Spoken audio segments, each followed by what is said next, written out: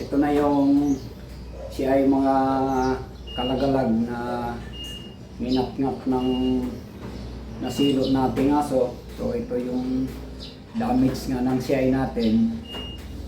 Pinutol ko na yung dalawang bahayan nito, kinuha ko. Bali box type to, small box type solid direct ring. So grabe yung tama. Nakawala yung aso dahil minap-ngap niya yung bahayan natin, naputol at yung mga silo. At itong mga kalagalag, ni-repair ko na. Ito na yung kalahati ng ating bahayan. So ito wala na, talagang basura na tong kalahati ng ating box type.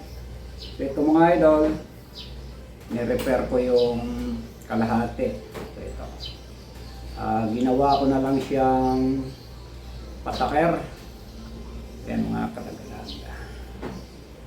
Ang nangyari, nasa 1.5 lang ito, 1.5 meter, pero okay na rin.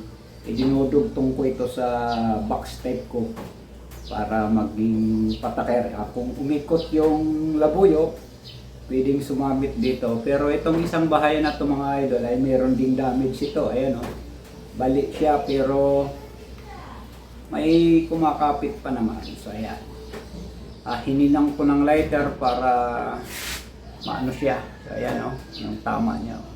Pero okay pa, magagamit pa natin ang kalahati ng box type natin dahil na-repair nga natin.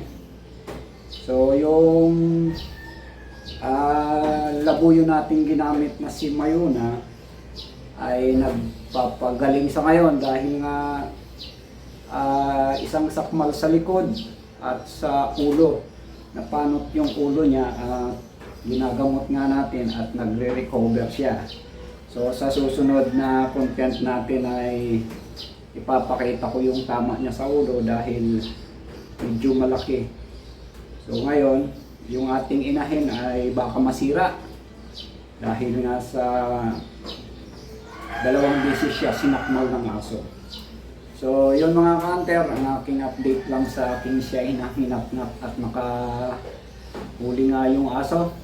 Shout out ko rin pala ang isa nating customer na taga Surigao del Sur. Isisingit ko na mga kalagalag ang aking pagmamarket ng aking mga gawang CI tulad nito, U-type green na order sa atin ni Jeffrel Bistudio ng Surigao del Sur. So yan mga kalagalag,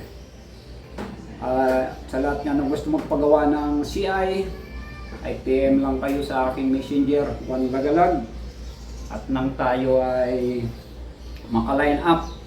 Bali ang order sa akin ngayon, ang last order ay July 5. So ngayon ay June 9. So mayroon pang mag-iisang buwan na naka-line up sa ating order.